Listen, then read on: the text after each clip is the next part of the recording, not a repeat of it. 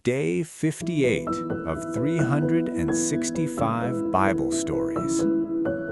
Moses grew up in the grand palace of Egypt, raised as the adopted son of Pharaoh's daughter. He enjoyed every luxury, fine food at every meal, the softest linens, and the richest clothes money could buy. He was educated in the ways of the court and treated like royalty.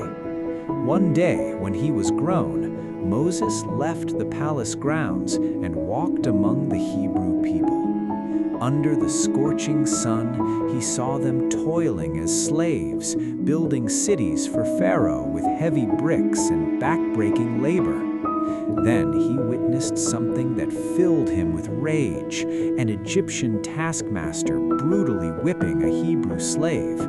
Without thinking, Moses rushed forward. In a burst of fury, he seized the taskmaster, struck him down, and killed him. Quickly, Moses dragged the body and buried it in the sand, hoping no one had seen. But the next day, word spread.